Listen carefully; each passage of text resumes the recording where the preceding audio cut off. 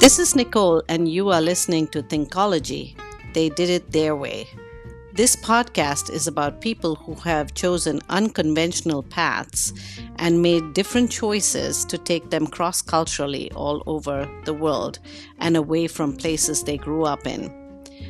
In this episode, we will be talking with Carl Stevens again as he takes us on a journey of his life.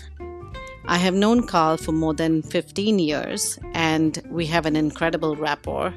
We argue, fight, and we absolutely love each other.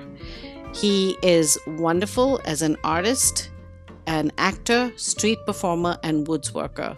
He's dynamic, cannot sit still, of course, and is very entertaining to speak with. And also very knowledgeable to speak with, I might add. So let's wait for Carl as he comes on via his phone.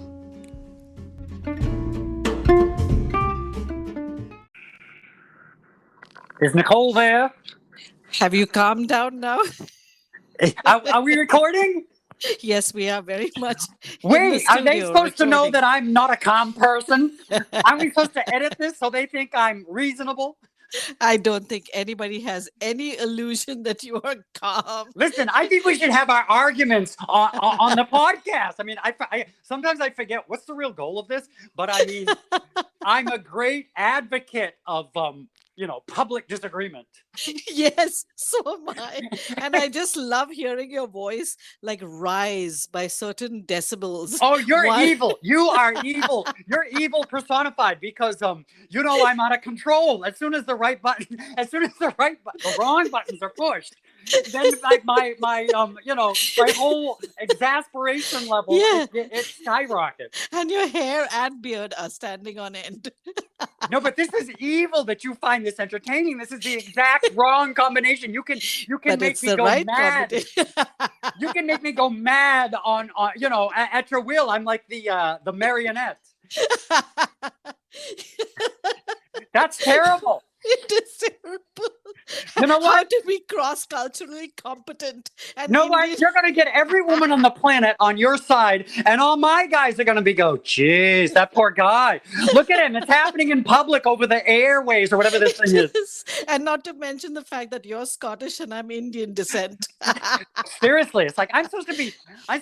Do you know I'm a Highlander? Do you know that? Rock. No. Oh yeah, I'm in the Highlands. For all I know, I keep wondering if I'm really going to die, if I keep living forever. Wouldn't that be wonderful? I'm going to go through like 6 million podcasts before I get my whole story out. That explains a lot, Highlander. And I just found out from my dear friend Alvin that I could possibly have some Greek in me because the Greeks came to India. Oh, I love it. No, well, listen, this stands the chance for you having a brain cell to go up because those guys were very clever. They had philosophy and everything. So you mean you're not going to approach Bill Gates and ask him to donate a few to me? You know what? I am going to ask him, but I don't know if we want this to go public. But listen, it's not your fault.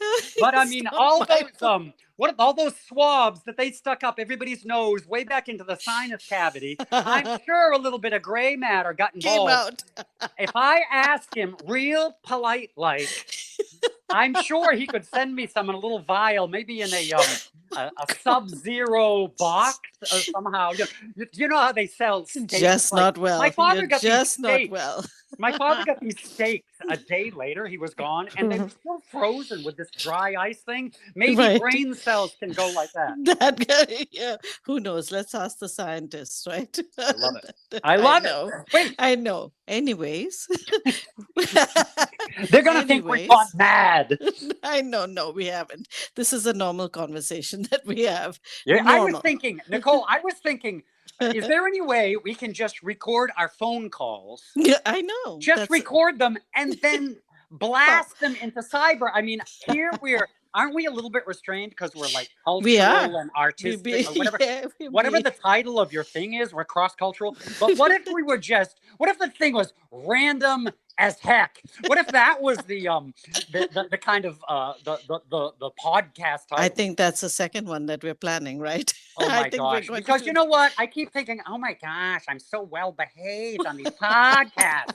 When am I going to be able to say what I really think? You have to behave. The Okay. second one that we do, you can just be yourself. Well, yeah, all these rates or these likes or however this works, because I have no idea, by the way. So what if they skyrocket when I pull out the stoppers? It's like, Nicole, I think I am they not will. going to answer one more question. I I think don't care about the cross. I don't care about being competent, right? I think we will Let them all like go to heaven. I think we will gain like millions of followers immediately. My friend, actually, one of my friends did ask me. No. I think one of my friends, I know one of my friends did ask me very politely if you were tripping, and I said no, he doesn't do drugs. Believe me. Remember the guy at work? I know what you want, but every day I want some. Bring it on Monday. I am so like you are normally like this. I've known you for 20 years, so I should know. Gosh, I wouldn't let drugs rob any of this quality from me. Are you exactly. So I am going slim. to. Yeah, I know, but this is a nice time for me to segue into our actual topic, which is your movies that you've done. Because I keep pointing people to Carl's Basement on YouTube so that they can see those short films, and they're fascinated. Yeah, but you realize that has my film career, right? That's just me in the basement being ridiculous. Yeah, but you know that. I will tell you this. Mm-hmm. Hey. I've gotten when I did have the chance to ask. I think last week you asked me. Oh, you asked me if I found out why the curator of the Google my piece, right? Remember? Right. Yes, I do. What I do like to do when I get the chance is I ask a director, why did they pick me, right? And sometimes. Because if you can do what you did on YouTube, because that's at the very bottom of my resume, my Carl's Basement on the one said, if you can do that was a commercial or something for NFL Films. I forget what that was, but he said if you can do what you did on your own time in your own house and film that, then you can certainly do anything that I asked. And that's exactly what I'm talking about. Yeah, well, that's interesting because who knows? Yeah, but the point is, Carl, you were doing those films to entertain yourself as you lived in your basement. But the rest of us saw like something really brilliant come out of that. I mean, the different characters and the fact that you had this perspective on everything, and you were making up these stories and just writing them out. I mean, it takes people ages to come up with stories, and here you were churning these little films out. I mean, by yourself. It's amazing. Well, maybe, who can tell, right? We're all just ourselves, right? Like you're just yourself. You go and you make a coffee. You bump into your mother. You bump into your daughter. You're going about your life. You're just yourself. And in fact, many times I think we're sort of in need of others to tell us that we're actually valuable, because we're just like stuck in ourselves. And then this is the beauty of friendship, right? It's like, oh, you're so amazing. I just so amazing. I love to hear that. Probably you do too, right? So I can't, this artistic side of me, I can't tell. I wake up with it, I go to sleep with it, and it's always just there. But when it gets out and it comes in contact with someone else, then this is sort of like, the judgment, let's say, for lack of a better word. And either this is interesting for someone or it isn't. It's as simple as that. And as you always say about this podcast, if they don't like it, they can just turn it off. And this is the same with any of these theatrical notions. But I did want to say that since you brought up Carl's Basement, which has nothing to do with my paid career as an actor, but Carl's Basement, each of those were just one takes, And Yes. I would not go back and correct it. So I just came up with an idea. Now there were some series and like the Volodia. yes. Yeah, my friend Volodya, or the Hmm. French side of Carl. Like I Right. just, but I mean that I guess that is significant for this podcast, which is sort of countercultural. Not what is it? Cross cultural, Right. because actually that's the sum total of my having traveled, and I picked up Exactly. these tidbits of the behavior of those people, and then Exactly. I found them humorous. And by the way, what was interesting for me, like the biggest reward I got from that stuff, is when the Russians liked my Russian portrayal, But this and is what when the I'm French, saying, because huh? you've identified, you have shown them that by that you picked up the culture, you became culturally competent enough to actually imitate them in Seriously, no, their but imitation is the highest form of respect. flattery. Yes, exactly. Exactly. On that note, I think we should take a little break. We're going to take a little break and come right back, okay? Are you there?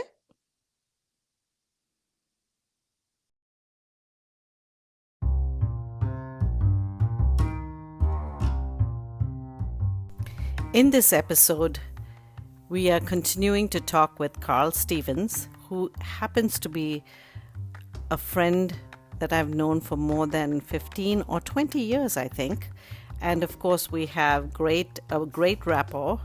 We banter, we argue, we fight, and yet we find humor in all these things. He is brilliant. He is an actor, a street performer, an artist, and a woodsworker. So stay tuned.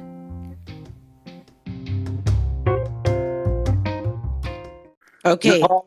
so we were talking about your films in the basement, Carl's basement. Yes, yes, which I'm kind of surprised about, because in a way, there's there's a sort of, I don't want to say embarrassment, but there's a sort of embarrassment together with those things because they're so silly and so foolish in They're a way. superb. I think they're superb. But I want to ask you, so where did you go from there? I know that you were part of a project in Baltimore called the 29-day film project, right? Oh, the film festival. Yeah, yeah, yeah. Yes. Well, that was later on. Okay, so boy, let's think about this. Oh, no, it began on the stage. Okay. The whole thing began on the stage, Okay. and I now, but that's like in the more, let's say, professional part of my acting, uh, let's say, career. Okay. Because then there was a time when the only thing I was doing was running from audition to audition, and that was paying the bills. And that's just the way that it was. That's while I Okay. was in Baltimore. But prior to that, I think it may be of interest, maybe to you, even if not the audience.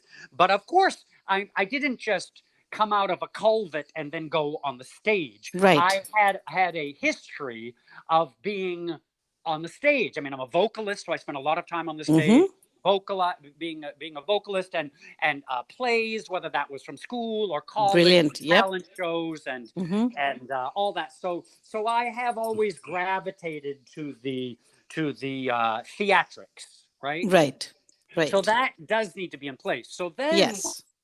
then when I came back from Europe and I found myself in Baltimore, and I wanted hobbies or a place to express myself, or maybe even a place to meet people, then Right. I thought, well, what are the local theaters here? And actually, there are Love a lot it. of them. There are a lot of them in Baltimore. Love it. Yes. Yes. It's a So it's thriving as scene here. simple as this. I just went down and read on the front of the door what was happening. I don't even know if we were Googling in those days, but you found out what was happening.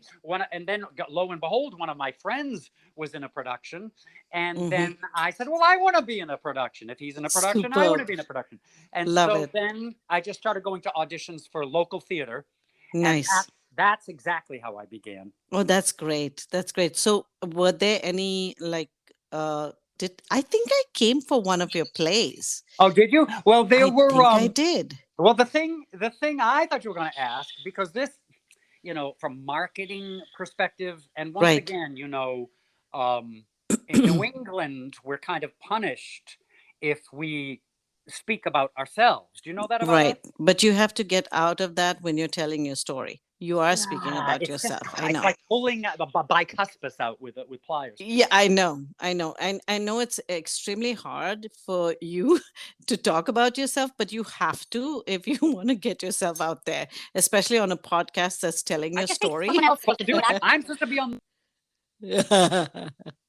I know. I understand Yeah, that. I understand that. talk about myself, but I don't want to. I don't want to say the good things. I don't want to say I the good. know. Okay, now you're fading out. And this wasn't very Something's helpful. wrong with the sound, Carl. Something's wrong with the sound. So Oh, can you go okay. to an area? Yeah, because I'm Is it losing better? you. A little better. Yes, a little Okay, better. I'm Just going out. stay where you're getting the bars on your phone. Well, I don't Yeah. have my glasses on because I'm just talking. But Oh, much clearer now, wherever okay. you Well, are. I. All right. Well, we better make. How many minutes do we have? Because the mosquito's going to eat me alive. I'm out bad. Okay, we have about like say 5 minutes. So Okay. Okay. let So me ask you this. So from stage to film. okay. Okay. So then on stage, what happened in my case is I met actors and became friendly with actors Mm-hmm. who were also in film, local films. And so if anyone's Yes. interested, if anyone's listening to this and they're, you know what I mean, sitting around like almost not daring to want to be an actor because this may be significant to the listeners. There Mm-hmm. came a day when I realized I have to actually say that I want to be an actor. I have to say this to myself and not sort of believe that that's too far.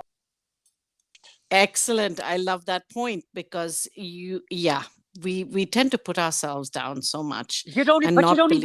you don't even know you're doing it. It's like, but when it Yes. came to the point of what do I really want to do, and plus with New England and all this, I thought that it was sort of strange or too much or maybe even close to arrogant or he's full of himself. I thought that all that stuff was together with I want to be an actor. I couldn't put Mm-hmm. them all together in the same sentence, I would say. Okay, I understand. I So there came understand. the day when I said, I don't care. I want to be an actor.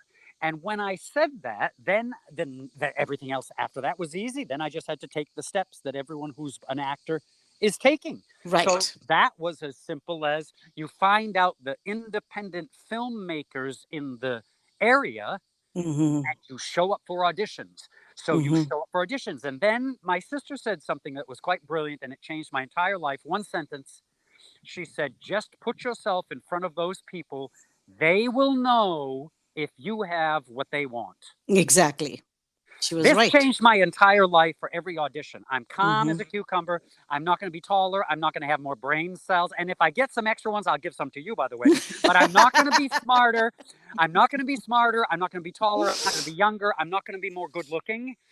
The only thing, but this is interesting, the only thing that I may have, and this has helped me, is I may have a way of interpreting this character that the director or the board of the people, because sometimes there's a board of people watching Right. you audition, I Right. may have a twist even they did not imagine and they want it. Yeah. And that then you, and this is why some of these people are getting $20 million because they are actually bringing to the table the capacity to interpret this thing in a way that none of these other people can do it. Exactly. Yeah, Exactly. yeah. So Exactly. so I just began going to auditions to local filmmakers, independent filmmakers, and once again, Baltimore was a good place because there are a lot of these. Yes, exactly. Now, you know what I'm thinking about is the Walter's Art Gallery film, the little ad film that won the Emmy. Oh, wasn't that cute? Now, Oh my gosh, wasn't really that cute. great? That It was was great. wonderful. Now, listen, that guy, Dean Alexander was his name. He's does a lot of fashion photography as well. That was his first moving production, moving imagery Seriously? production. Yeah, Wow. and he, according to the it was an ad agency down there called Planet, and Hmm. they PLANIT, and they together with Dean they collaborated and they got the contract to come up with a kind of a circus barker to advertise the Walters Art Museum, and Nice. that was a very interesting audition too because by then I had an agent, a local agent, Hmm. and I was called to come. I was 50. I think I was 58 or 59 Mm-hmm. male who came for that job. Mm-hmm. And but I did want to say, when I didn't even know what a circus barker was, so I Googled it. Mm-hmm. And then when I saw this character, I figured out what they did. You know, they Yeah. come out in front of the circus and they kind of seduce the people to come in, Right. right? Exactly. They're an ad, a living ad in a way. Mm-hmm. Mm-hmm. And I thought, oh my goodness, I know exactly how to be like that. And Superb. then I went on and I watched Fred Astaire and Gene Kelly and how they move.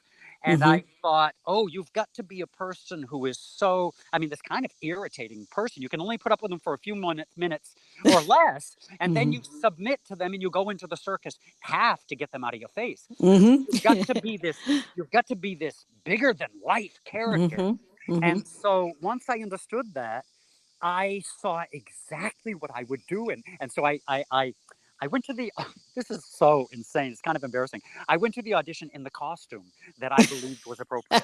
Now, you cannot Nice. imagine how bizarre that is because Oh, I everyone can. in the lobby is in their regular khakis, their shorts, their flip flops, and here's a guy with a top hat and this weird collar and this jacket, you know, this tuxedo jacket. I can And totally picture you doing that. oh my God, it was so dumb, and I got the job. So But you got it. It wasn't dumb after all, was it? well, I'm not so sure that that costume helped. I don't know. In hindsight, I'm kind of embarrassed about that. But what I did was I did a twist as well. I had this Mm-hmm. cane and I Mm-hmm. showed them and I said, come to the waltzes. And I did all this exaggerated thing, which is Right. exactly what I would want to see if I saw one of Exactly. those guys. Exactly. And you got it. So let me ask you this because we're running out of time.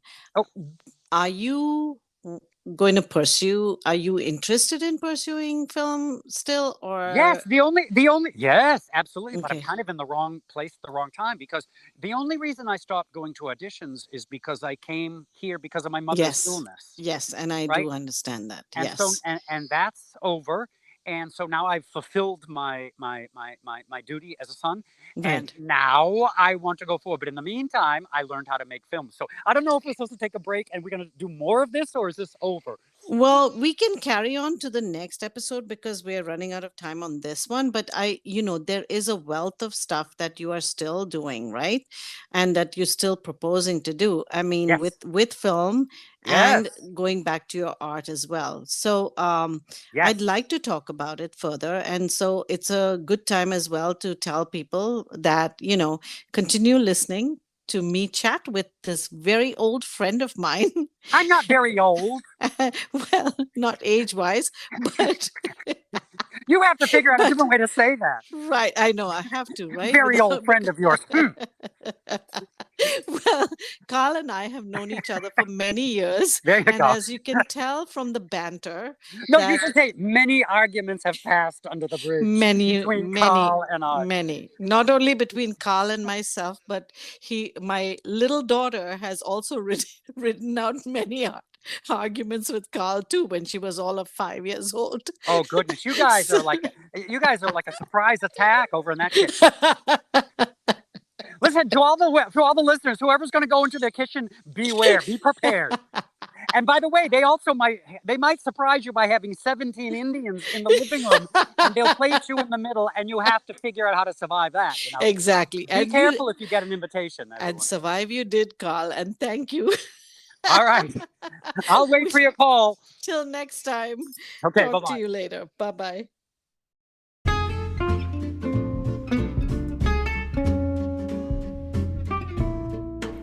You have been listening to Thinkology, a podcast about thriving in a culture alien to your own. We will be publishing an episode a week featuring different people who have chosen unconventional paths in their life's journey. We have been talking with Carl Stevens, who is a friend for the last 20 years at least. He is an actor, artist, street performer, woodworker, and world traveler. You can follow him on Instagram at Carl the Bearded Man. Follow us at Thinkology, spelled with an IE at the end. This podcast can be heard on Spotify, Apple iTunes, Google Podcasts, Anchor, and Breaker. please do listen in and subscribe on the podcast platform of your choice. Till next time, be well and stay safe.